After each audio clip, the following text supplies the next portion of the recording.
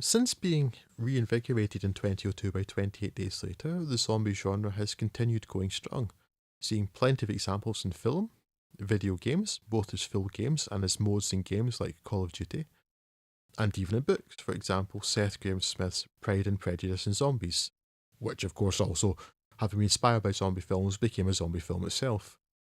And at the moment it seems to show no signs of slowing down. As such, we had plenty of very recent examples to choose from, but we decided to go for an effort from South Korea to finish with, in the shape of 2016's Train to Busan.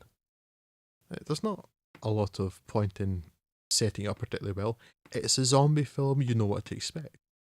So it is therefore, in most respects, similar to most zombie films, but with its particular twist being that the action takes place over the course of one morning in the confines of a commuter train.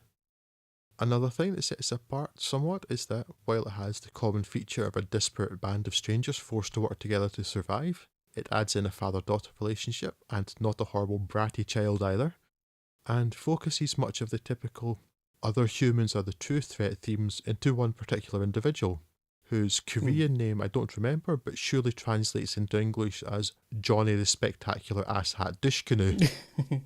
Yeah, story-wise, it's quite straightforward, but it's really quite nicely shot. The characters are interesting, a fair bit of humour in it, and the idea of just trying to come up with inventive ways to get through a train when you can't go around, you must go through. Yeah. It's just really good, and a few actually touching moments in it too. I watched this last year for the first time and thought that was okay, but was just a zombie film. On a second viewing, I actually like it quite a bit more. Mm-hmm. So, to be honest, it's still just a zombie film, but just one that I like a lot more. Because it's and not just because it's set in Korea and so used to like seeing European or United States set films. It's just it's good. I'm wittery now, but I've seen 11 zombie films in 2 days and it's kind of broken my brain. Yeah, I liked this when I saw it first last year or whenever it was, and I liked it just as much this time round. It's, as you say, probably not really doing anything particularly new for the genre, but it is doing what it does very well. Yes, that's the key. I think confining most of it to such close quarters of being in a train is actually quite a good move. I think that really does help give it some sort of innovation, while at the same time actually keeping the cost of the thing down as well. I mean, there's some pretty good, they're more action scenes than they are horror when they go out to some of the stations and there's the hordes of zombies and all that kind of stuff, where there's some CG, there's CG, say, train crashes and all that stuff that's going on, but the most effective scenes are just when they're sneaking around and sort of hiding in toilets and such like that. In the same way that World War Z had so much money thrown at the first, 2/3 of that film that was actually really boring, and it only got even remotely interesting in the final third, where it was just sneaking around a lab environment. What, you didn't find the massive tower of zombies at the wall in Jerusalem really fascinating? Not at all. Oh look, here is a CGI thing climbing on another CGI. There were 8,000 of them, wonderful.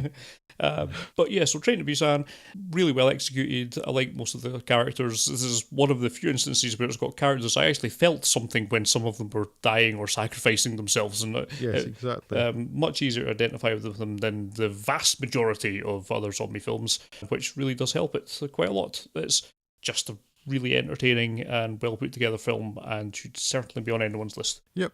Yeah. Yep. Can't disagree, won't disagree. It is good. I suppose it kind of comes like, it's the opposite of Night of the Living Dead at the other end of things. That was a siege. What's the opposite of a siege when you have to break out and go through rather than just like holding up and holding them off? Yeah. But, it's an effective wee thing.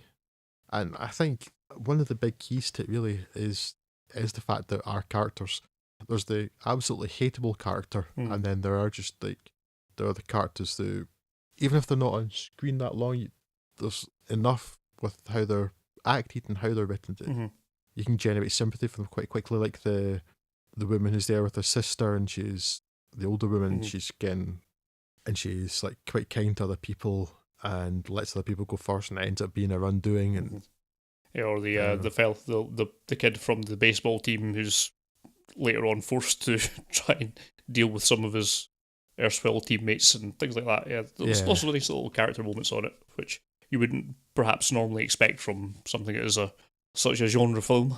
Yeah, it's all pretty good.